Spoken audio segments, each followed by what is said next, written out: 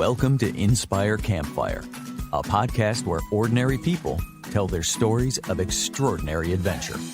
These are campfire stories meant to inspire the rest of us to light the fire within, get outside, follow our dreams, and return to tell our own stories. Ready? Let's strike the match.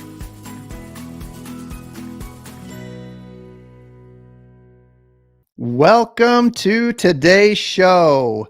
Wow, today's episode is going to be powerful, and we are going to share a love story filled with adventure and trauma, pleasure and pain, joy and sadness.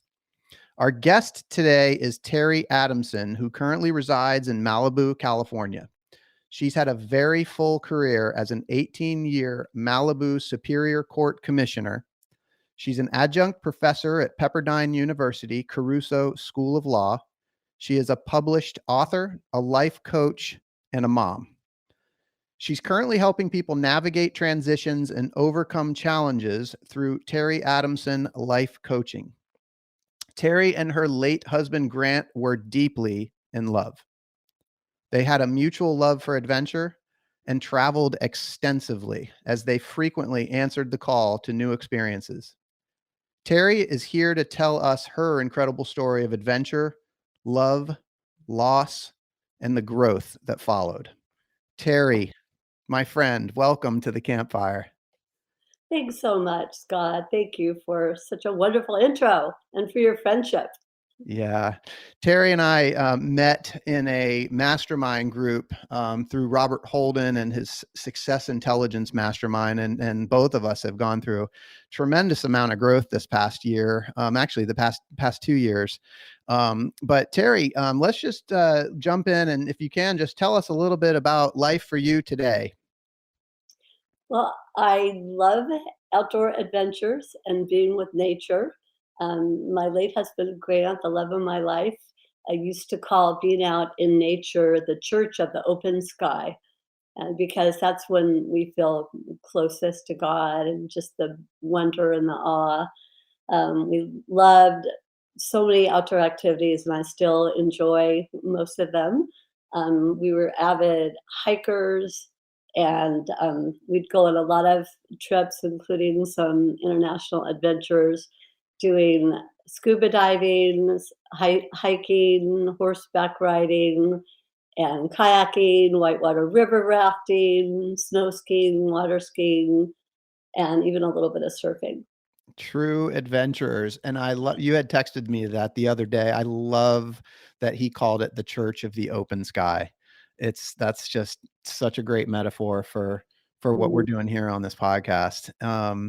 So where are some of the places that you guys traveled to, Terry? So we, fortunately, with our love of scuba diving, that led us to some amazing exotic locations and amazing adventures. The most interesting of which was in Indonesia, because we were on a boat with friends and family, just going from island and little atoll to other atoll. And we went places where we never saw another tourist for 10 days. And we went to one little island where they'd never had visitors come. And they took a break from their school that day, and we got to meet the kids, and it was just completely joyous. And we also dove in Palau, which is amazing, lots of places in the Caribbean. Grant and I did a lot of international horseback rides. We belonged to a group that would ride in Mexico for people from all over the world, which is just so interesting. And we did that a lot of years, as well as riding extensively in New Zealand and Ireland. Took the kids on great horseback adventures also. And then as a family, we did a lot of ski trips, mostly Sun Valley, Idaho, but a lot of other places like Colorado, and did a lot of really fun water skiing trips. And then as a family, our most exciting adventure trip was an African photo safari. Grant and I did 3 African photo safaris, one with our kids and 2 on our own, and went to Botswana, Zambia, Zimbabwe, Tanzania, South Africa. Just absolutely life-changing, amazing trips. We were fortunate enough, we were able to go on a safari where we rode elephants for 5 days. And part of the time we'd walk alongside the elephants, and the little babies would play with you. It was the cutest thing, Scott. I Wow. remember like the little baby elephants would take their trunk and like play with your hat, like take your hat off and put it back on just to goof around. And we also did walking safaris, which is just an amazing thing. I remember one time we were on a walking safari. It was just Grant. This one was just Grant and I and our guide, and the jeep that was with us when we weren't on foot came tearing up to us, and there was a bunch of wildebeest in the area, but what we couldn't see because it was blocked by all the wildebeest was that there was a cheetah amongst Oh them. my And so it's gosh. like, Yeah. there's a Wow. cheetah. So that was really exciting. Yeah. Um, and anyway, the people were amazing in Africa. That I love animals so much, and I expected the animals to be incredible, which they absolutely were. We were fortunate enough we get to see all the big five. I especially love lions and giraffes. But what I didn't expect was just that the people were just so amazing. And even like we get to go to their villages, people would invite us to their Mhm. homes.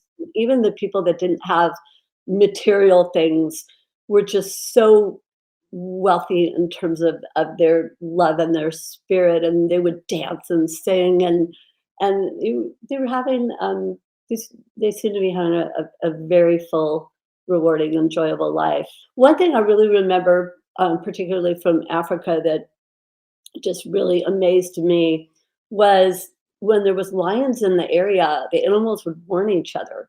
From the birds to other animals, they would send out Oh, wow. calls to each other to like, they were in this survival thing together. Yeah, they're in it together. Wow, that's Mm. awesome. I hadn't heard that. So these are these trips that you're talking about. I'm hearing skiing and scuba, and I know you're just an avid hiker. I mean, this is all very physical activity. Like you guys, these aren't sit on the beach and drink margarita kind of trips. Like what calls you to those kind of trips that require the physical activity? What is it about that? There's something about the energy, I think, with that, and just it makes you feel so alive and connected with nature. And Grant and I, and particularly love to hike. The kids also. We trained for a year to hike Mount Whitney, and that was a goal that Oh we yeah. had. I'm so Awesome. happy we were able to achieve that because we went up and down in one day, and most people do it overnight. I wanted to do it in one day, really just because I didn't want to have a heavy camping backpack on. I just wanted to Right. be able to do it with a a Right. backpack. And we were just thrilled. The training actually was so much fun, Scott, because it took us, we ended up hiking in Aspen, Colorado, and different places in Idaho and Mammoth. And it was just super, super fun for us. But we were able to do it in a day, and both just felt a huge sense of accomplishment and joy about that. And then some of the other places we've done some adventure travel. We took the kids to Egypt, which we all love culture and history too, and meeting people from around the world. And some of the other interesting places we went to Machu Picchu and the Yeah. Amazon. That was really different and interesting. And I've also been to India. And I gotta say, Scott, the more I travel, the more I find what you and I have found in our studies of spirituality, which is that there's really a oneness. I Yes. just feel so connected. I've always told my kids I want them, we wanted as a family to do a lot of traveling because I said it's broadening in every sense of the word. And that's how you really relate to other people. And I think it's really a gift because my kids were able to see people around the world are so alike that we all, at the end of the day, we want our families to be safe and peaceful and happy, and we want to have community. We want to have friendships, and the more I get to know people from everywhere, and the more I find that we really are we are a lot like the African animals. We're in this Yeah. together. Let's help each other. Yeah, I mean, what I'm hearing you say, I mean, this list, like I'm trying to keep a list here of all the places that you've been, and I feel like you got just about every continent covered here, but you've been so many different places, and what I'm hearing you say is everywhere you go, it's almost like the world gets smaller because you realize that people are the same no matter where you go. In a really good way. Yeah. Mhm. Yeah, that's really awesome. So, so how did you and Grant meet, and how did you guys like? Do you remember when you guys first realized that you were both like you both had this mutual love for adventure? We were really, really fortunate to meet we met at orientation my freshman year at UC San Diego. He was a year ahead of me. And so it was immediate. We fell head over heels in love. And I was with him we were together from 18 years old on until his tragic death. We were a couple for 37 years, married for 30, and have two, lovely, sweet, beautiful daughters and a great Labrador. And so, Grant, I've always loved the outdoors. I'm someone who, as a kid, I mean, I was lucky. I was raised in the way that my kids were able to be raised, which was like, go outside, go play, Yeah. come in at dark, come in at dinner Yeah. time. And I loved that. And we were just out, running around, hiking in the hills, playing ball, just really being outside, riding my bike.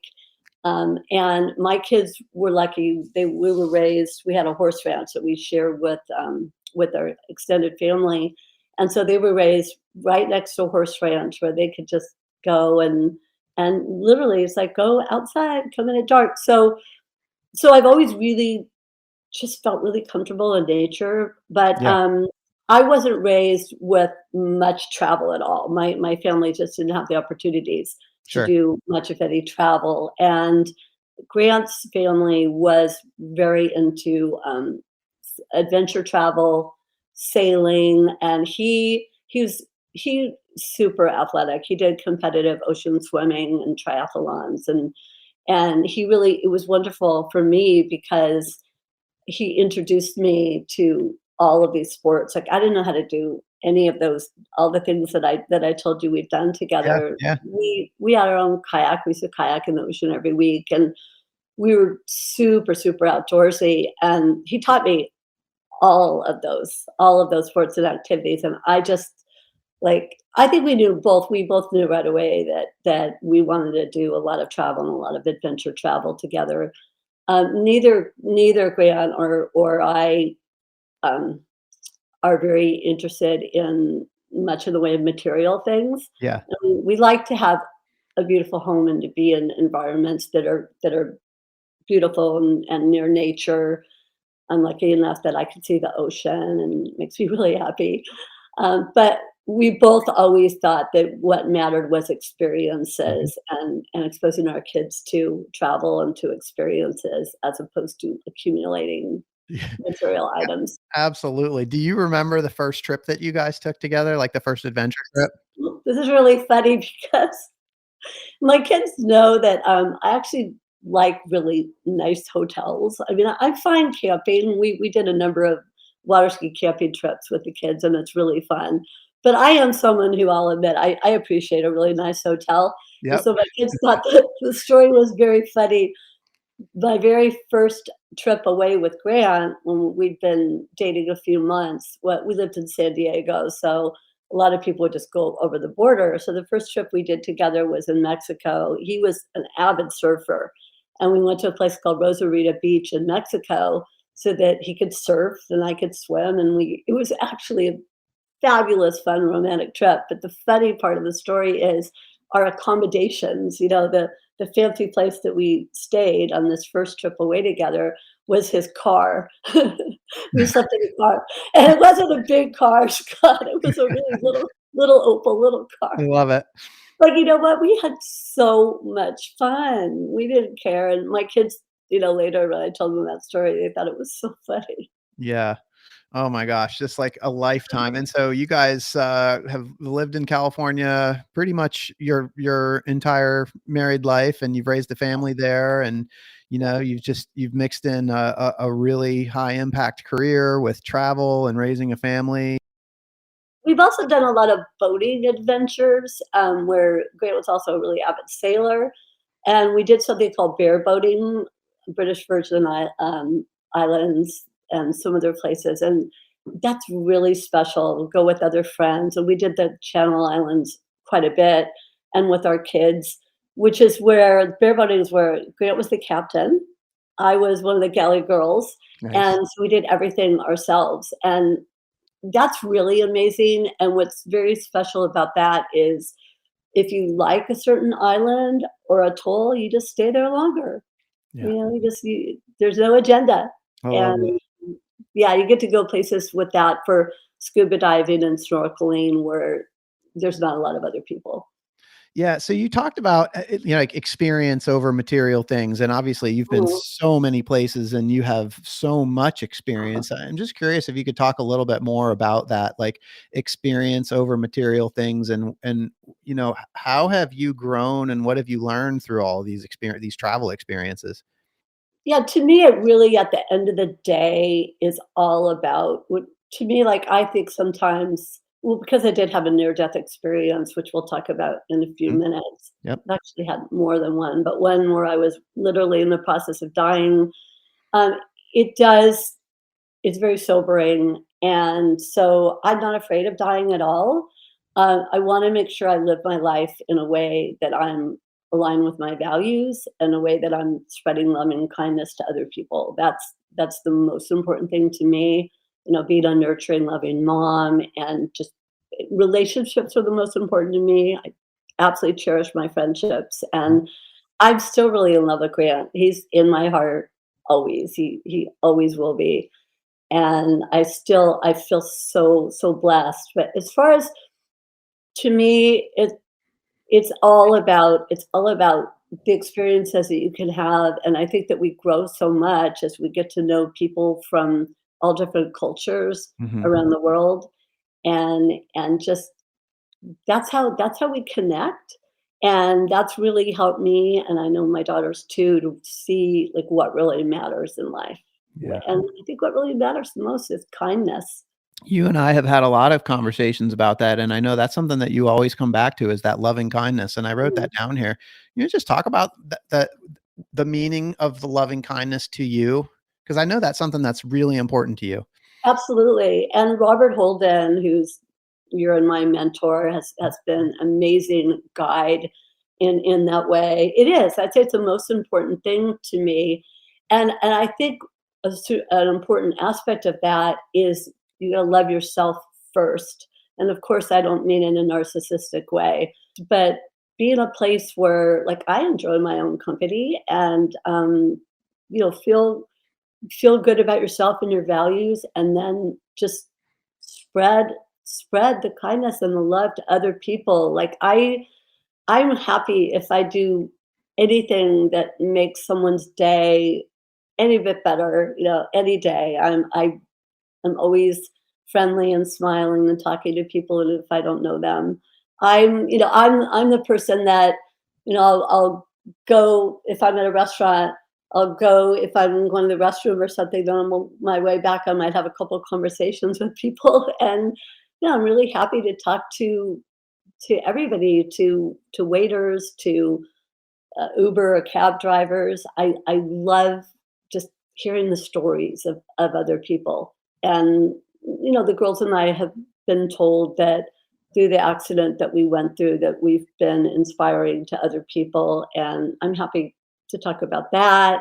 Yeah. Like anything that I can, that's why I really segued into life coaching, because having gone through really severe trauma, and coming through the other side of that with strength and with more compassion than I ever had before, and finding that I am so much more resilient than I ever realized that I was. Yeah. I really want to help other people to get their mojo back, reignite their passion for life, and to see that, the old saying, the only way out is through. And whether it's grieving, whether it's emotional pain and or physical pain, you get through it and you get through the fog and wow, there are bright blue skies on the other side. Yeah, and I appreciate you going there. So, yes, so you did have a tragic accident. Can you share that with us? Yeah, absolutely.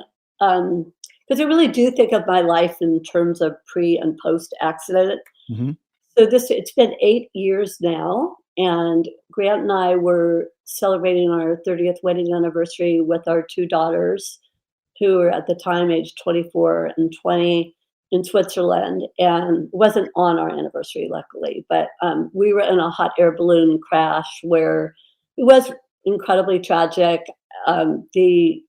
The balloon hit a power line, which is the most dangerous thing that could happen Right. if you're in a hot air balloon. And typically, if that happens, everyone dies because typically either they get electrocuted or the balloon explodes or goes on fire or people fall and die in the crash. So my husband did die, which was so unbelievably sad and tragic. Fortunately, he did not suffer. It was immediate. So, and my daughters and I, we fell. I think it was 135 feet. So, and the balloon has these lines. There might be called stanchions, but there's these lines, and I think we were hanging on. I think there's 12, and we were hanging on by two. It was Yeah. something like that, which would have, if those two would have broken, it would have separated the basket from the balloon, and of course, my daughters and I and the pilot would have died as well. As it was, we crashed really hard, and we were hospitalized for months. I was in ICU for 6 weeks, hospitalized altogether for 2.5 months. And on landing, we all had punctured lungs. I had both my lungs punctured and had to have a tracheotomy at the scene. We all broke our backs and a lot of other body parts. I broke my jaw in 4 places, had a head injury and a slight brain injury that did not affect my cognitive functions, fortunately, and the brain injury was not permanent, so that was lucky. And I did have spinal cord injury, so I walk with like braces in my shoes. They're called AFOs. They don't show, Hmm. so it's really not so bad. Like it's not nearly, that part is not really as bad as I thought it would be.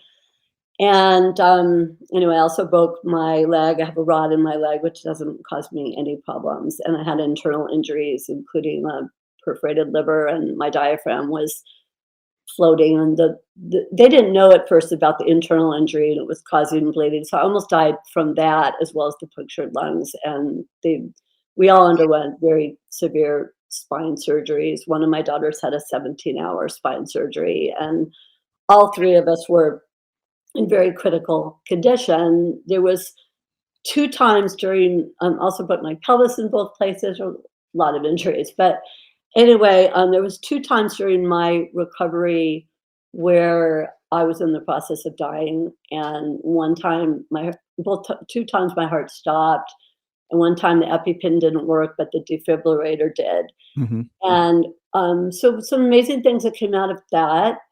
We had incredible support of family and friends. We had, I think, 16 people come to Switzerland from the United States to be with us and nurse us through this, Right. including my friends, Suzelle and Kathleen, that each took off a month of their incredibly busy lives. And just people were our friends. Like I knew we had great friends, but you really don't know. You go through something like that, and it's just unbelievable how incredible people were. Absolutely. But anyway, I was at first not expected to live, and then I wasn't expected to be able to walk again. And that it took about a year to learn to be able to walk again and dress myself. It was a lot of work, seven days a week PT Hmm.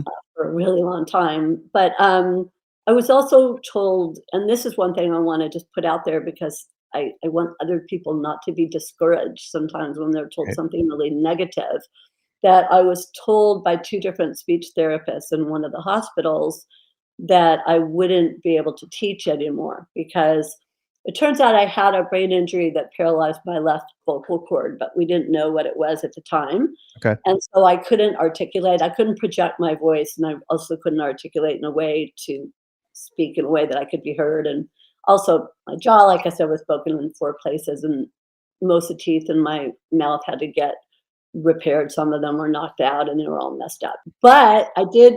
My one of my closest friends, Wendy, and my daughter said, "That's not acceptable, Mom. We're just gonna take you to whatever doctors, and we'll get you so you can talk again."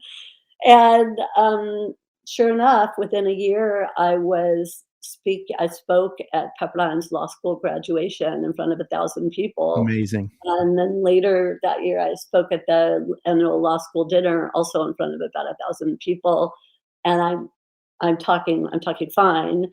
So that I think was a really great lesson for me and for some people close to me. And then my students at Pepperdine got to see me progress from the wheelchair to the walker to crutches to a cane to look no hands walking. And with my daughters too, it was that progression. And so I know that's been inspiring to people because I can still we my kids and I go on adventure trips. We went snorkeling in Hawaii for their Christmas present last year. We were able to do that, and I'm still hiking. I can't do the extensive kind of hikes that I could before. I can't do something really slippery, but I can still hike. I could even hike something steep as long as it's not slippery. And I'm able to. One thing I remember, Scott, that I want to pass along is when I was in the hospital and I didn't know if I'd ever be able to walk again. Um, I remember asking the doctors. I was not paralyzed, and I remember asking the doctors if I love to swim. I swim every single day, 7 days a week, Yeah. and I remember saying, "Would I be able to swim?" And they said, "Absolutely." And I said, "Would I be able to do a stationary bike?" And they said, "Yes." And I remember thinking, "Okay, well, that's wonderful." Yeah, it's the bright side. I could take a stationary bike, I could put it outside, I could be with nature, even if I'm not gonna be able to walk, and I would take my wheelchair and I would go all around and get arm exercise, in the hospital, and I just felt like, "Okay, well, I can still be active and my brain's fine, I can read and use my mind," and so and of course, I know, like, gosh, people like Karen Dark, who's on your podcast, so incredibly inspiring, and I know people who have been paralyzed who are having very full, incredible, amazing Oh, yeah. lives, or enjoying life and also touching other people in a positive Oh, way. yeah. So for me, like, I felt like, okay, I could still do these things, and now I've always enjoyed being out in nature so much, but I have to say, when you go through something like this where you think you might not be able to again, it's even sweeter. It's just like I go out on my walks every day, and I literally just, like, smell how beautiful and fresh it is outside and take it all in. And I remember in the hospital, the one thing that was a turning point, there was 2 turning points for me. One, when I got out of ICU. One was, of course, being able to see my kids again. We were all undergoing so many surgeries, and we couldn't be together. That was incredibly hard, especially I'm really close to my kids. And as a mom, they were going through life-threatening surgeries, and I couldn't be there for them because I was in ICU going through 12 surgeries, and obviously they didn't have their dad. But we had incredible friends who became second moms to them. So that was a big turning point. And the other thing was, at some point, I think it was one of my kids got the great idea that we could take me in my wheelchair, and there was a little patio outside off the floor in the hospital. And I remember, Scott, I just had tears in my eyes because Getting I hadn't outside. been Yeah. outside in Yeah. months. Uh-huh. And it was just so amazing, like, to be able to feel the air and be outside and touch something green and see the blue sky. And I felt like, Absolutely. yeah, like, life is really worth living, and Grant's still in my heart. And so the girls and I went through severe trauma, but I tell my kids now, I'm going through, and I think we're going through what I call post-traumatic strength. And I know the three of us all want to help other people. We're all compassionate people, and we want to help anyone who's been through trauma. And for me, my niche in life coaching is to help people get through really difficult transitions, and especially to help people find their resilience, find their strength, and regain their joy. As much as I love and miss my husband every single day, all the time, I do have my joy de vivre again. It definitely took a while, but I do have the love and joy for life again. And yeah, I'm still doing great adventures with my kids and with good friends. I'm going to see Robert Holden this summer, Yay. in England, and a really close friend invited me to Greece. So there'll be wonderful opportunities for The joy. adventure continues. You and I have talked about that concept of post-traumatic strength. That's something that I know you like to talk about, and some people might have heard it as post-traumatic growth, and you like the spin of Mhm. post-traumatic of strength, and I love that too. You mentioned like early on some of the fears, the thoughts, the doubts, and I'm just curious if you could share a little bit more about that and how you got through that. Absolutely. So I'll tell you, because this goes back to Robert Holden. It was devastating to lose Grant. He was the love of my life. He still is, my best friend, my rock. And for the kids to lose at such a young age their dad. And then the injuries were so extensive. I mean, the pain was, I was fortunate to get off pain meds right away. And now I don't take anything, not even Advil. I take absolutely nothing from the studies I've done. Well, I also know about you that you do a lot of self-care, you do a lot of meditation to avoid medication, right? Exactly, that's exactly right. I love it. I meditate every day. But what was amazingly helpful for me was I've been studying spiritual and positive psychology for over a decade now. So at Mhm. that time, I'd been studying it out of interest for about 2 years. Just before the accident, I had just finished Robert Holden's book called Shift Happens, Shift. I Mhm. know you know it. Shift Right. Happens, which is all about stuff happens that's out of our control. We can't control that.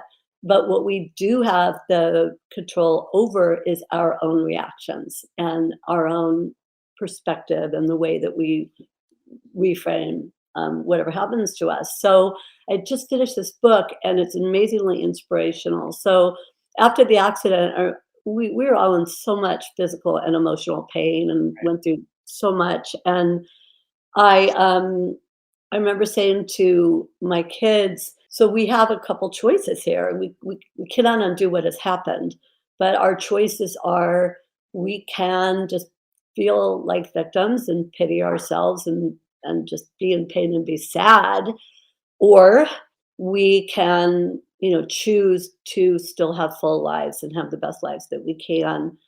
And I remember, my older daughter, Lauren, saying to me, there was one time I was really, really sad because it was our actual wedding anniversary on this Mhm. day, and I was in the hospital, and I was crying and obviously missing Grant so much, and knowing we would have been celebrating our 30th wedding anniversary. And so I was texting with my daughter, Lauren, and I'll never forget her text. She texted to me, and she said, "Mom, we owe it to Dad to honor him and to still have the best lives that we can." One thing I I didn't love that mention, so Scott, much. one thing I didn't mention was my husband actually saved our lives. So when we don't remember exactly what happened, Mhm. because one thing that happens when you have that kind of fall and head injuries is, I think it almost always happens, that there's a partial amnesia. Mhm. So we don't know what happened just before. But we were headed to the power lines, and my last memory is huddling together and hugging and saying that we love each other. And I know that my husband was hugging us. He was on the outside, protecting us with his body and Mhm. hugging us. And then it was me, my daughter Lauren, and the younger daughter Megan, and the more in the middle, and we're all hugging each other. So he literally buffered his wife and daughters from the power line and saved our lives, and put his life in more danger and saved our lives is what he did. And so we do, we do owe it to him not to waste that. And so I feel like to the extent that I can do anything to help anyone else get through suffering, to get through trauma, that's what I want to do. And Robert Holden's been amazing to me in these books I've read. Seth Hayes, there's a book called A Liberated Mind, and there's a book called The Way Out by Alan Gordon about getting through what's called neuroplastic pain, how a lot of pain is actually chronic pain. It's actually located in the brain as Mhm. opposed to the body part. And so I'm able through meditation and just through all the self-coaching and all the coaching that I've done to not have to take any pain meds whatsoever. And what I do is not let the fear factor attach. So if when I feel like back pain coming on or sciatica coming on, and it can be excruciating, when I feel it coming on, I what I do is I don't do what I used to do and what a lot of people do, which is having this like, oh my gosh, the pain's so bad. What if it doesn't go away? What if it gets worse? What if it's not bearable? I don't do that anymore. Instead, I say to myself, I do deep breathing and I say to myself, this pain is temporary. I'm healed. I'm safe. I'm going to get through this pain. I've gotten through much worse pain than this, and I was fine. This pain is going to go away. I'm safe, and I'm going to be okay. And instead of getting mad at my back or my body part, I'll kind of give myself a little, back rub and just say, hey, what would feel good? Would lying down feel better? Taking a walk, and I just have a calm about it, and then I'll get in the flow, get into something that I'm passionate about, whether it's walking, swimming, writing, being with friends or kids or coaching or playing with my Labrador. And then I'll notice, wow, I'm not in pain. It's working for you, Terry. It's totally working for you. So, talking about fear, one thing that struck me when we first met was that you talked about not being afraid of dying. And you Mm, said that when you were in the hospital that you had a near-death experience and almost an out-of-body experience of sorts. And I'm just curious if you could share a little bit about that. absolutely. I've had two. I had another, what felt certainly like a near death experience once, whitewater river rafting, where the boat flipped and I was caught under for what was definitely too long. And I just thought, my kids were little at the time, and I thought, I have to get out from under. I've got two little kids at home. So they teach you this thing. It's like a cat. You claw out like a cat. And anyway, I got thrown all the way down the Tuolumne River and scraped up and banged up. And I was hyperventilating. And it was really scary. And eventually, Grant pulled me back into the raft and was, telling me that I was okay. And I was hyperventilating. I'm like, I'm not okay. And I was really scared. And then he said, T, you're okay. You're going to be okay. And then I thought, okay, well, what choice do I have? So I'm going to choose that. And in the hospital after the accident, there was a point where I was in the process of dying, and I remember what I was thinking was, I want to go to G, which is what I call Grayon, and I want to be with God, and I want to go to the light. So I don't remember actually seeing a light, Scott, but I remember feeling that there Yes. was a light, and I remember it was euphoric. Like I was in, because most of what could break had broken, and I was in so much emotional and physical pain, going like on to whatever energy form we are and whatever is after, which I do believe, um felt euphoric, and I really wanted that, except that I saw my daughter's faces, and like they need me so badly. I have to stay here for them. So but after that, the idea, look, we're all going to die. That's the most natural thing in the world. And if we didn't, then there wouldn't be babies born. And so I'm not, I absolutely am not afraid of that. What's important to me is to live my life in a way that I'm living each day aligned with my values, Yeah. and that I am being kind and caring to other people and valuing friendships and relationships above everything else. Because then I'm having a great life, and I'm not. And then when the end comes, it's like one of the questions I'll ask in coaching is, if you knew that you had only one more year to live, and let's say that you weren't going to be suffering during this year, right? So you're not in pain, you're not debilitated. It could be a great year, but you have one left, which none of us ever know. But let's say that's how much time you have left. What changes would you make? Like, Hmm. in what way would you live your life different than the way you're living it now? And I think that could be such a wake up call to people, because for me, I am living my life the way I want to live it. And so when I go, you know? Well, there's a lot of adventure left in you, and I mean, this whole story, it's a love story, and you have grown so much through your entire life. And this recent chapter, you've spent the last couple of years, really kind of processing what's happened, but also, you've gone through it yourself, but you've also done a lot of studying, and now you're positioned yourself to be able to help other people through the same thing. So, do you want to just take a second to tell us about your coaching practice? Yeah, I do. And I just want to say one other thing, because my friends have been so incredibly amazing. And through the grieving process, my close friend Judith, who's a designer, Mhm. not professionally, but she'll do it for her closest friends or for herself. I built a house over the ocean, and she decided it was a labor of love, and we spent like 20 hours every week for 3 years building this beautiful home, because emotionally it was too hard for me to be in my home without Grant. Right. And so we built this beautiful home, and it was really a way to help me through the grieving process. And I just want to say that my friends and my kids and my dogs, so amazing helping me through it. The coaching process, yes, it's if anyone wants to reach me, it's tadamson@gmail.com. So it's TADAMSON coaching, COACHING @gmail.com. And I'm doing this, Scott, because my heart is really in it. I really, really want to help people to get through. We all have times where life throws us a curveball Mhm. and unexpected things happen. And I really, really want to help people get through challenges, find that they're stronger than they realized, and truly find their passion for life again. Oh, I appreciate that so much. You are so strong and such an inspiration, and I really think the story is going to help a lot of people. So, Terry, it is an incredible story, and someday Hollywood's going to make a movie about you. So, who is the actress that's going to play you in your movie? Let's have Tia Leone. Oh, nice. Okay. All right. I love it. What's your movie going to be called?